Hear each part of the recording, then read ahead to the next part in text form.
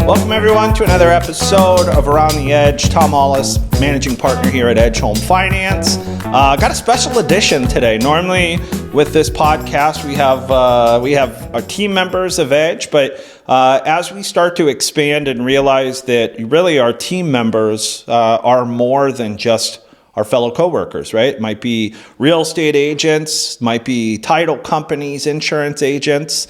But today, sitting with Mr. Aaron Groshong with GCS Title. Yes. So those that, a lot of you know GCS Title. They've been kind of I would say a well-known name in our market here in Minnesota. Mm-hmm. Good buddy of mine, Charlie Lawson, who owns and runs GCS Title, has been very active in the real estate industry, always leading with value, right? You guys do a lot of events for veterans, a lot of events for agents. You know, I've always wanted to work with Charlie, and I want to say he sat and waited, right? He sat and waited until I finally was like, let's do it, you know? It was tough for me because I had a relationship in B&I for not insurance, title, that I always tried to send business there because it's a separate business for a lot of us, right? Correct. And finally got that opening, and then my guy Aaron joined B&I. So I'm like, okay, this is a no-brainer. So Aaron, welcome to the show, brother. Thanks for having me. Yeah. And you know, I mean, you touched on some stuff here on the opening that I want to pause and kind of enjoy that segue before we go into the full show. But you know, let's talk about Charlie for a second. Like 15 years in the business at GCS. Yep. But a title pro before that. And when you talk about the value that we try to drive at the company, you know, that's Charlie's mission, right? He wants to enrich, he wants to help people grow in that space. And like, that's one of the attractants, I think, to GCS, because at the end of the day, you know, title, you can close title transactions. Correct. You know, but it's like, where does the rest of it come from? And I think there's tons of stuff we can dive into deeper, but I just want to say, like, you know, thank you for that introduction, and it's just a pleasure to be here. So likewise. Here we are. Well, it's good to have you Thanks guys. It's to me, you know, I don't know. You mentioned title to me is it's a service provider. So some people don't see value in it. For me, it's about relationships and reciprocity of that relationship means like naturally I can refer you more business and you can refer me. Same as it comes to like insurance agents. I can refer insurance agents more business and they can refer me. Agents refer me more business and I can refer them. Yep. So that natural progression, it's good to have someone that does more than just, well, here's your title and that's it. And I'm excited. We've talked about a lot of things with partnering with GCS and doing different events that will be coming up this year that we're going to roll out, whether it's educational events or just getting together, right? Absolutely. You guys have done, I've attended a lot of your different events. I think you had a social media. Jake, you went to one with us, right? Yeah, Was it awesome. Social media boot camp or something? That was really neat, good insight, but it's providing value, right? And not just doing the job, right? You know, there's been a lot of things even where they're trying to cut out title right now. I don't know how aware you are of it, but like we do last month we did 77% of our total business with United Wholesale Mortgage, and they have track, which is basically you get an attorney's opinion letter, which they have, and that's it. And you don't need to use a title company anymore. And I think the purpose of that is for title companies that really gouge clients, right? When you say, oh, this is my preferred title company, well, then that normally means that I have an ownership percentage in it. Okay. And that's why there's an extra $1,500 in junk fees. Yep. You guys don't do that, Not right? Which is why, to me, the loyalty is there to say, you know what, there's a value that's provided that's not just... It's worth, I don't know how to say it, the juice is worth the squeeze, right? I mean, you guys do a great job at providing value to me for not only my clients, but our company. So let's get started. I think I always like to just get to know you. So for you and I, we've met and talked a couple times, but we've never dived in. Tell me a little bit about your background. Like, where did you grow up? What was your family life like? Let's hear it. Oh, the family life. We could have a whole episode on just that. So, professional background, I came from Duluth, Minnesota. So, father was an architect, city of Duluth architect, retired there. So I always grew up around real estate. When I was young, I would, drive around with dad and we would, see the projects he's working on. And in my head, I always thought, who's creating these things? Who owns them? Yeah. But in such a childish way that you just, you didn't have that comprehension of the how. Well, then, fast forward to your professional career, you get into mortgage lending, which I worked with, Provident Home Funding. We were, closing tons of deals. This is back 2005, 2006. So you were a loan officer for them? I originally got with Provident? So I originally got into the mortgage business and, just like I said, closing tons of deals and really just cutting my teeth on that business. Young guy. And the fact of the matter is like, it was kind of a harsh, like you're either producing or you're gone back then. Yep. It was, like, I don't want to say things were like, the movie Boiler Room, but it was definitely like, kind of was. It was pushy, man. And you've been around the block a long time, so you know the history of this. And, the bottom line is at that age to be able to succeed and, not sink. Yep. And be able to more than tread water, I think was sort of a testament to kind of my acumen on how to figure things out. Makes sense. Get in where I fit in kind of thing. And through that wash, as that industry kind of collapsed, right, suddenly, I mean, it was quite shocking. And I don't know if we have time to go into all the stories, but one of the stories, I'll never forget this, was there was two things, and you can stop me if I go too deep. No, let's roll with it. First is, I'll never forget, these were two moments in that original start where I got called into a conference call. We were doing tons of FHA loans during this time, and it was with the FHA administrator. This is out in Washington. There was like 300 of us on this call.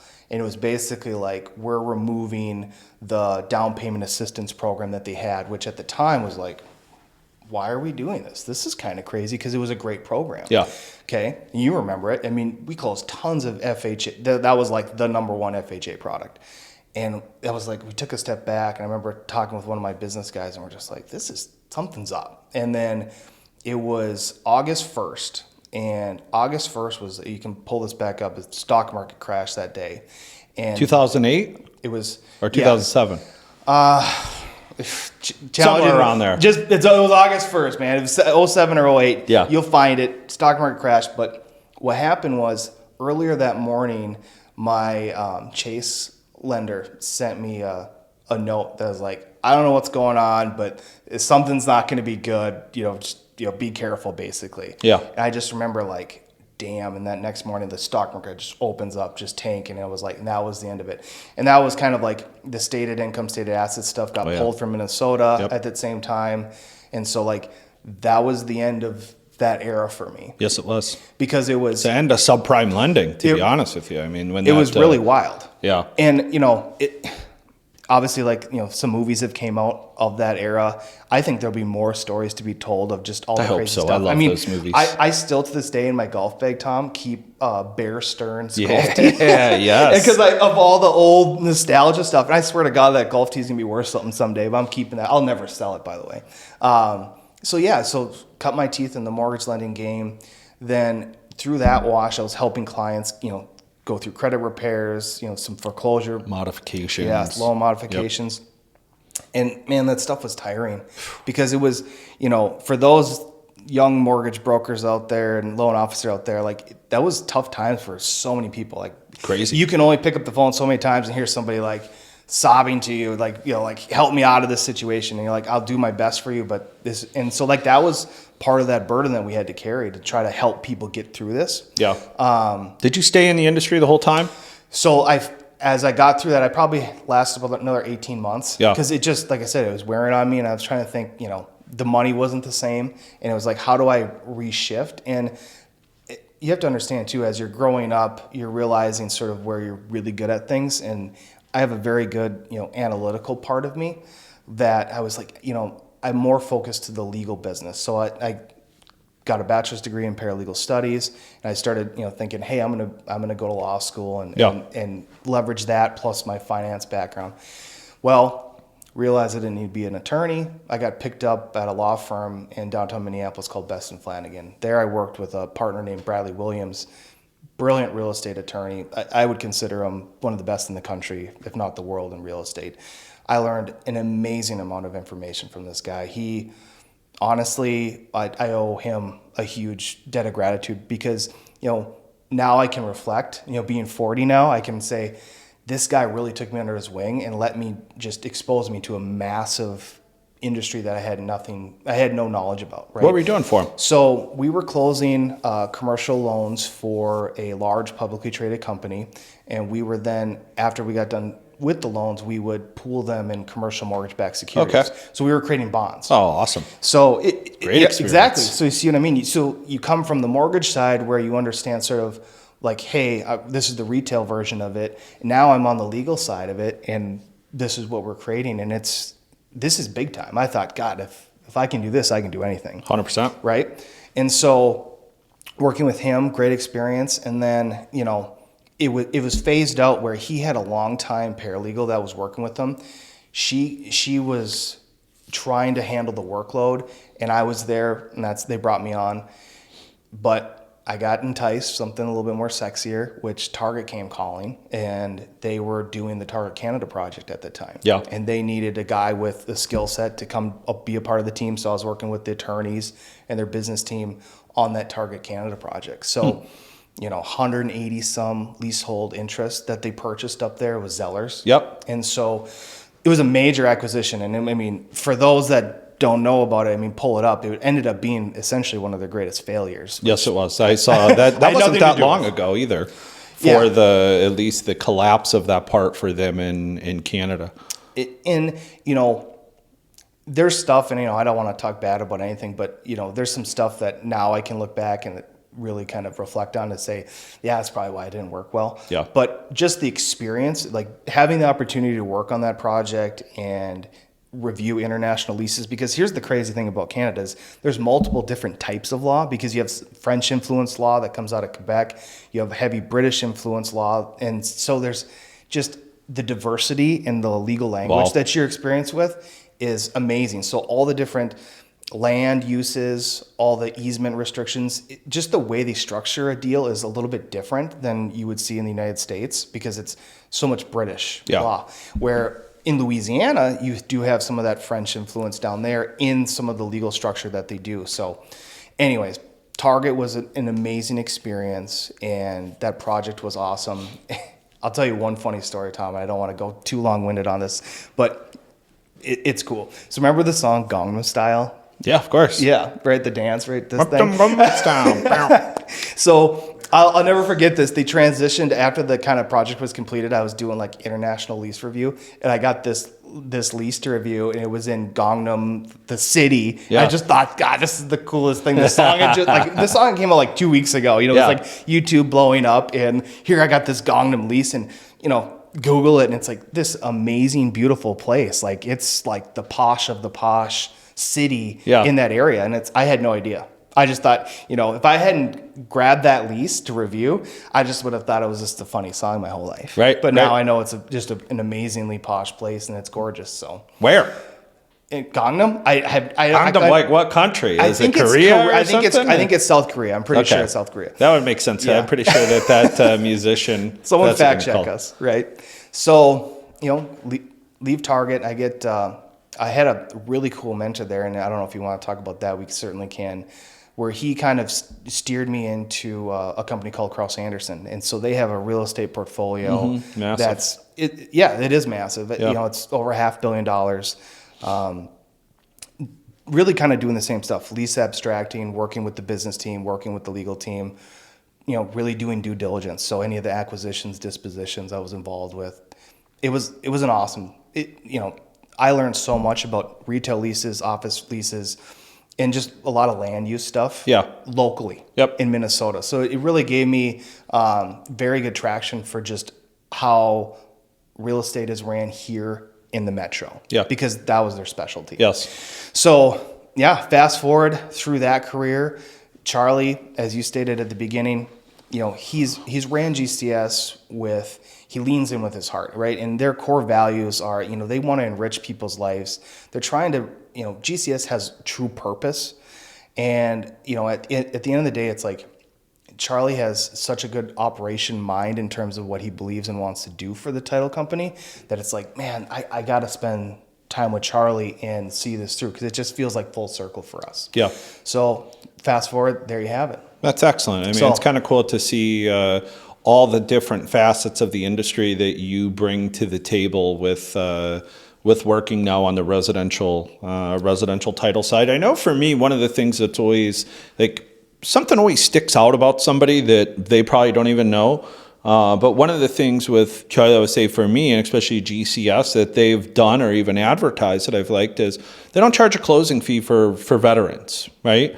Or a reduced closing fee. I think it's not no closing fee or like frontline workers. I think it's police, firemen, veterans, right? And I'm like, okay, that's how freaking cool is that? Absolutely. Like, to me, I've been able to even. A lot of times I don't get the choice of where to send title on a purchase. Yep. But if I do, and it's a veteran, I'm like, hey, this is a company you want to work with, and this is why, right? It's it's those little value adds that make a big difference. So, going forward, right now that you're in this role, and what is your role with GCS? Like, what's your title? Yeah, it's closer. Executive closer, basically. Yep, executive closer. Yep. And obviously, like, I want to help grow the business to a degree. So, like, just like you're expanding with Edge and trying to hire quality people that fit the culture, not just hire. Yep. That's exactly what Charlie's trying to do at GCS. So part of what he's leaning on me to is sort of be that talent evaluator that says, hey, this is a person that we think could be a good fit. Maybe they're a closer that's existing and they want a different shift in the culture. Or they just simply want to make more money. I mean, quite frankly, Charlie's compensation plan for closers is as aggressive as I've ever seen in the industry. And I mean, I've been around for a long time, just like you. So it's like, there's companies that will offer aggressive compensation, commission-wise usually, but they don't have all these other things to back it up. Yep. And I think that's what separates GCS and Charlie's vision for the company over some of the other smaller companies that would be out there. Makes sense. And so, with that said, it's like, he truly wants to expand. And I think people that see them in the marketplace, like, have to understand whether you're a closer or maybe an assistant, even a business development person that you could bring in a book of business to the company. It's more than just, hey, let's make money together, because that's going to happen, right? It's the same thing with mortgages. Sure. But it's like the value that he can bring to the individual. So like one of the goals that we have is a 35-5 plan, right? So we want to help you be more efficient in your actual day-to-day, week-to-week business, because what's the point of just sitting in a seat for 40 hours if you can crush for 35 or 30 or 20? Yeah. Yep. I mean, just do the job damn well, right? And have passion behind it. And guess what? You don't have to be married to that desk and that chair.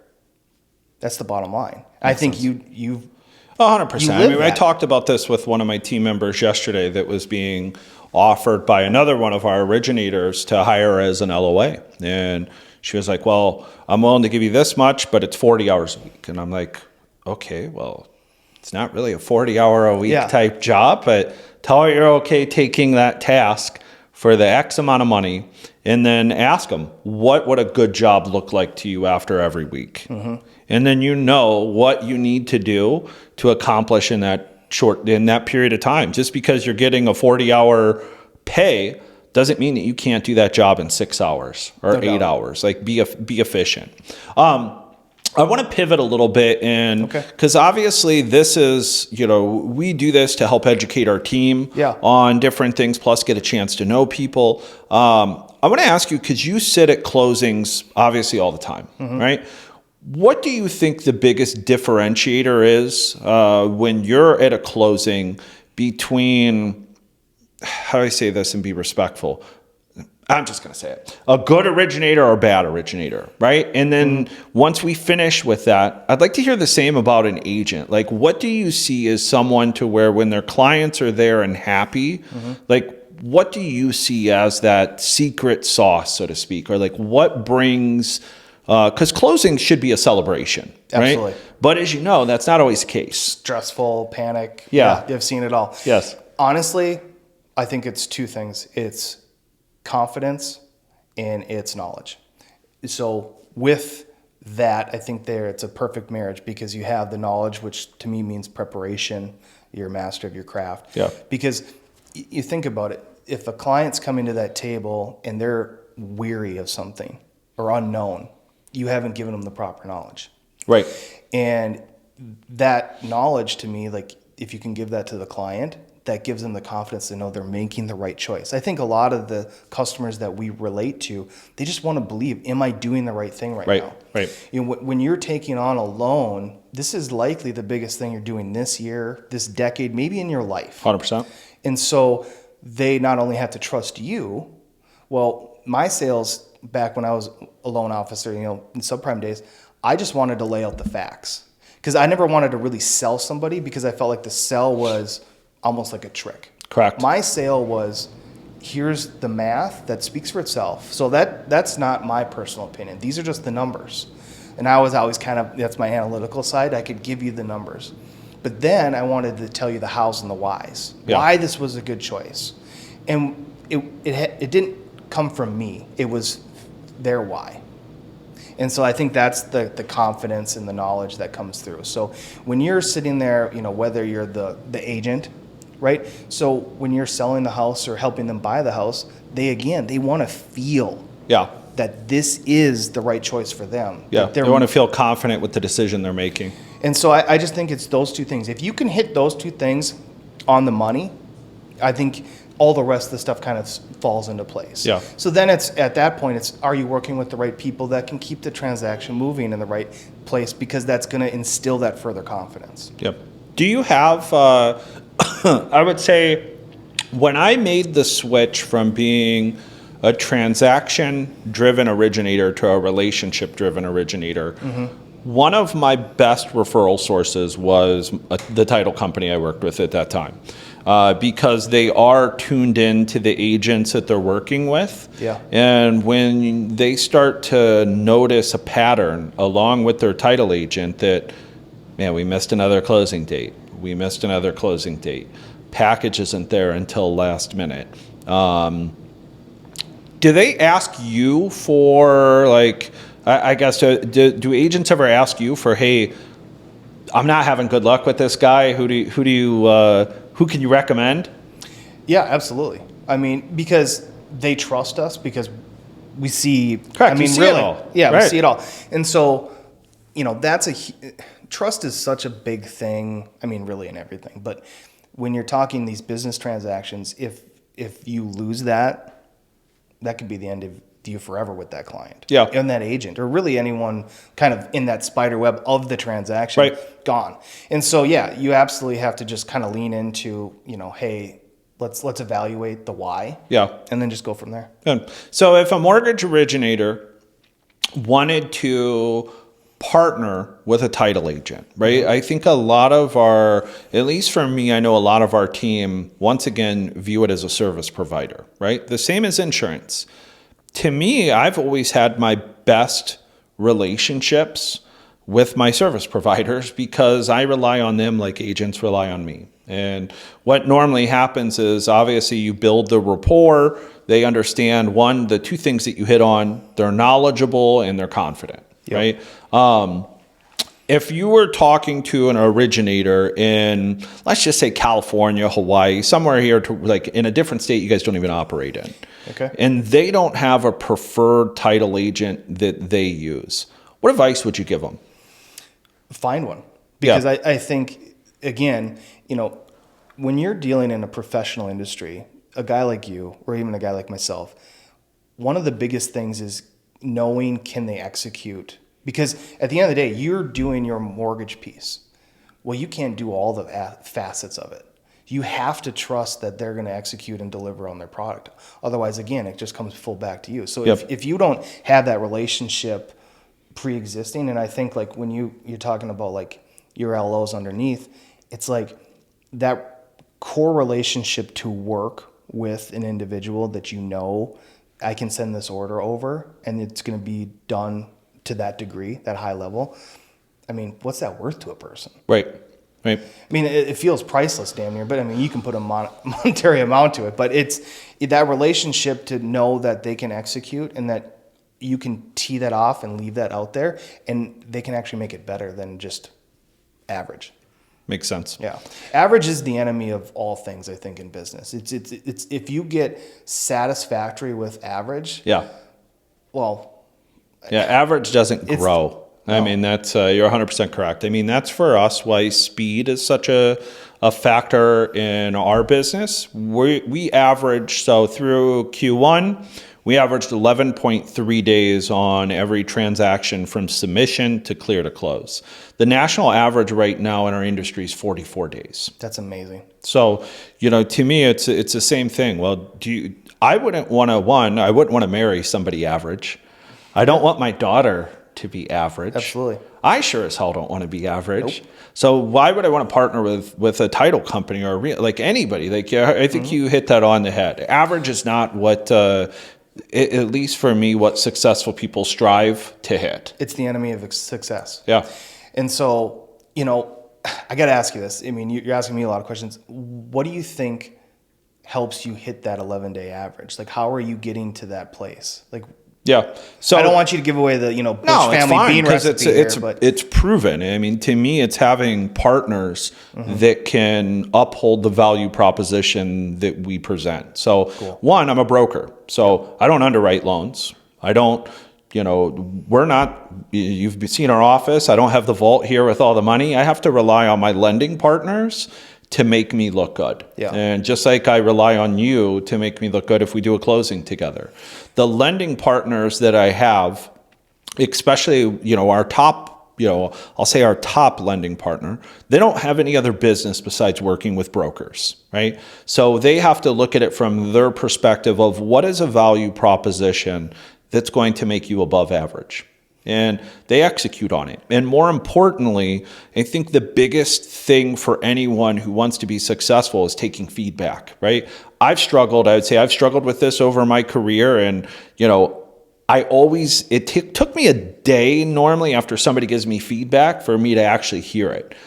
Because you also have with people that are successful, a little bit of ego. Right. My wife's good at chopping that down for me too, by the way, you realize that, if somebody's telling you something, you need to really listen and see what they're saying. Absolutely. So for me, when I look at the partnerships that I have, with the banking institutions that I work with, it's a partnership. Meaning, like yesterday, I met with the owner of Windsor, who is a part of Plains Commerce Bank. What can I do to be above average for you? And I explained it to him. And his response was, give me 24 to 48 hours. When I meet with, next week I go to, we have 180 of our team members going out to Pontiac, Michigan to meet with United Wholesale Mortgage and the CEO there. When I bring something up to them, it doesn't fall on deaf ears.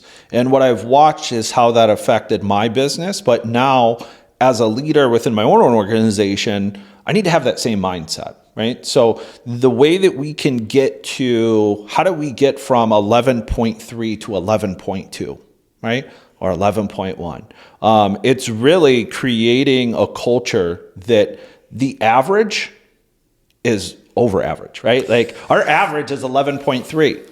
Well, I don't want to be average. That's awesome. Right? I want to try to do better. We want to try to be better than we were yesterday. Maybe it meant that, the doing your job on the part that you control, and speaking for me from an originator standpoint is, well, I knew I needed this, and this, but I sent it in anyways, just knowing I'd be conditioned for it. Well, why did you not ask for it? Yeah. It's not necessarily like my processor's job isn't always to get every condition. Like I should have everything there to where when I'm submitting a file, hopefully I have appraisal if I need one, title, insurance, clearance of earnest money, and good to go. And then handle the closing and make sure, like for me, I always want to set the goal. And I don't like giving contracts for like, hey, we have a 2-week timeline.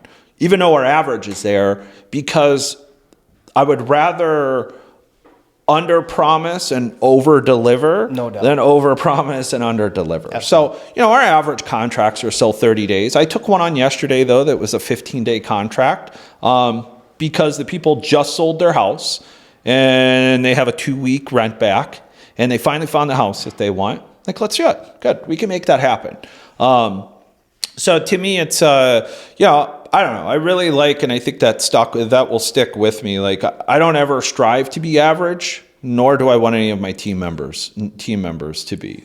Well, so what I heard through that statement is like, that's the strive for greatness is what it is. Because when you're shooting for greatness or this elevated mark, even when you fall below it incidentally, you're still above that bar. And that's the beautiful thing about that. And, teach their own on where that bar is set. But I think if you go into each day, into each meeting, to each event that you do, and that's where you're looking for, even today with you and I want this to be the best podcast that you've had, or the most viewed one that you've had, or the most value that others can see from that. And I think the other component that I heard in what you just said is you have to rely on all these facets. And so I think for like young LOs or just young people starting out in this business, is you have to really evaluate who are these partners, because at the end of the day, they're all going to be bottlenecks for you. Yeah, very potentially. True. Yep. Right? Because if title's slow, or if the real estate agent's slow at getting back to you, or if the insurance company can't get back to you in time, those are all bottlenecks to your transactions. And so like you have to really evaluate who those business partners and business associates are, because that's ultimately those same people that are going to help you are the same ones that are going to bring you down. So like if you're like bringing on new LOs and stuff, like you have to really seriously consider like who are you working with.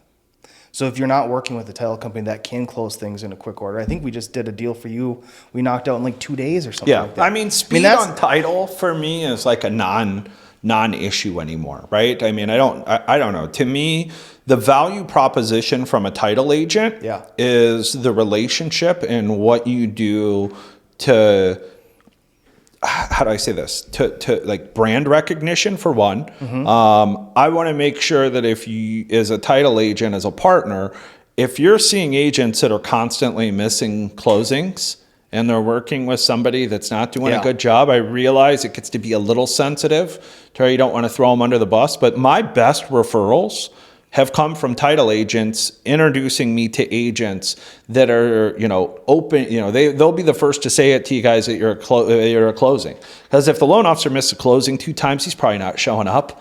And you just say, "Yeah, man, this guy, I don't know." Well, great. Hey, if you're open for a connection, here's somebody I know that closes on time. They're really good speed. To me, that's been the differentiator, right? Not to say that speed doesn't matter, but I think once again, speed in the title industry is average.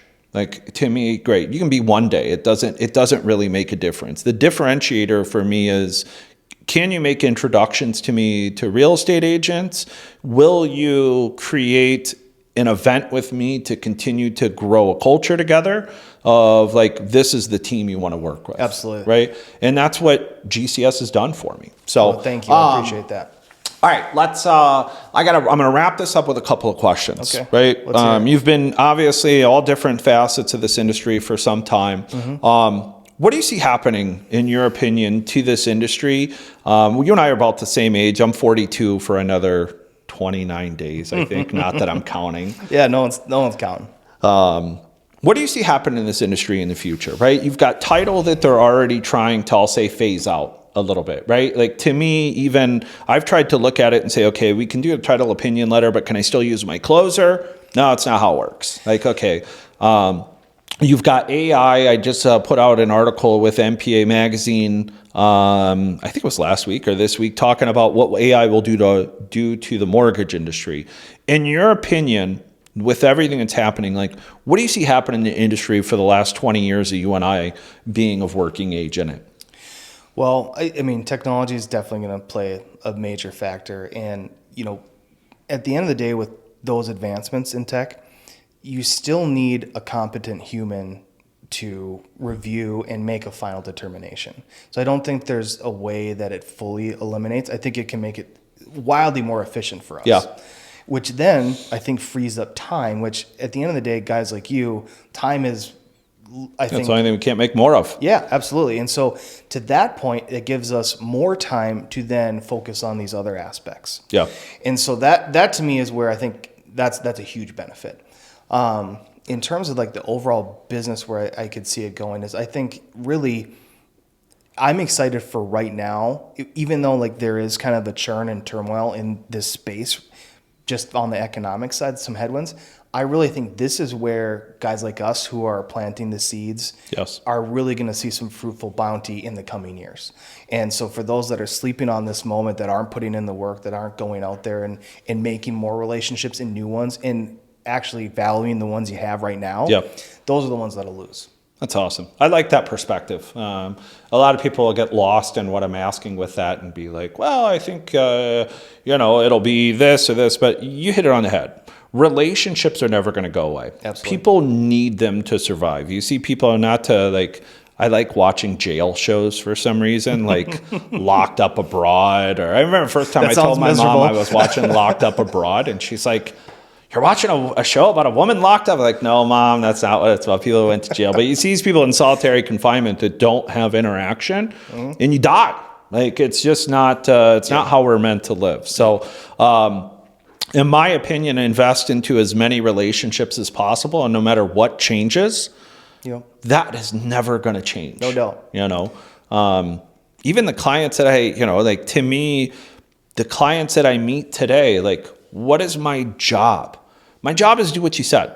Let them know that I'm confident and that I'm accountable and that I'm there to make sure that they don't have to wonder, it's a week out from closing. Where's the roof over my head going to be? No. You don't have to worry about it. We already know that's going to happen. Hey, we need one last thing. Or, there's always, I would say, things that are happen that make our business a little tougher. But I think those that deal with tougher situations, it really shows character, and that's how it builds lifelong relationships. Well, I mean, you and I have been through it. I mean, we've been around, and we've seen good, we've seen bad, and so I think we do have that wealth of wisdom, right? I mean, that's, now that I'm getting here in age, I can look back and think the stuff my fathers or older men that were in my life that mentored me, I can see what they were referring to. Yeah. And so it's having that kind of calm in a storm, and this isn't even a storm, man. I mean, we've... Yeah, but I mean, for a lot of people, it is. I mean, well, you're right. Yeah, we were down, beginning in January, we were down 61% in mortgage applications year over year. That was actually about the same as what it was in 2008 when the market collapsed. You watched, a massive reduction in mortgage applications because there wasn't anybody lending.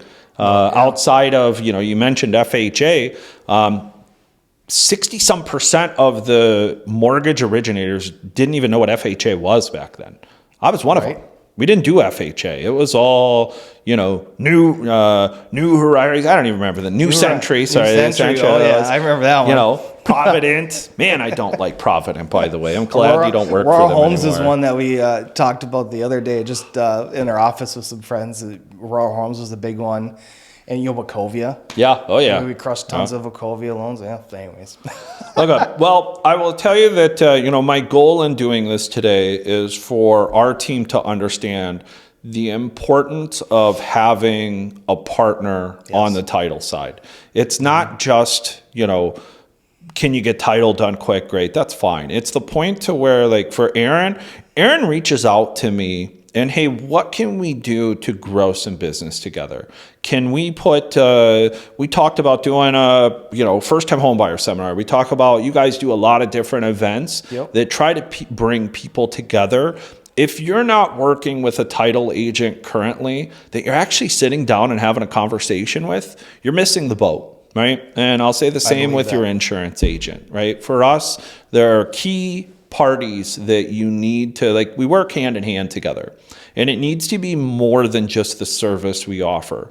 There's a reason, in my opinion, why if you even look at retail originators, that we know that we're better, where we have better rates, we have better turn times, yet they still have 70+% of the industry because they focus on relationships. Right. And, price doesn't necessarily matter. That's what's being told to them for so long that I hate to say it, that's somewhat true. But if you can pair a good relationship with great pricing and fast speed and service, you're positioned to dominate, right? And for me, over the last couple of years in for me personally, that's what I've done, right? I mean, I look at every top originator in the state that I'm in, and, there might be one or two that are doing a little bit more business, but it's because they have a team of 15 that they're writing their deals to. So for me, that hasn't been the case. I've done my own transactions. I've worked directly with my clients and grown to the point to where I've leveraged those relationships with title, with insurance, with my realtor partners to build strong relationships that will yield you the success that you're looking for. So with that, Aaron, man, I really appreciate you showing up here. Sorry I was late today. You're good. I showed up a tad bit late this morning. I went on a bike ride and... Me and Jake made very well use of the time. I can promise you that. Good deal. Well, we'll see you all next week on another Around the Edge. If you're looking for a good title company and you're in the Minnesota, Wisconsin area, consider GCS Title. They have a great title calculator as well. I use them for all of my preliminary summaries. We'll have a couple of events coming up here in the near future with them. If you are in a market that's not Minnesota or Wisconsin, take the effort. Talk to that title agent and sit down with them and have those conversations, as it will drive business and will continue to make you the go-to person in your market. So with that, have a great day.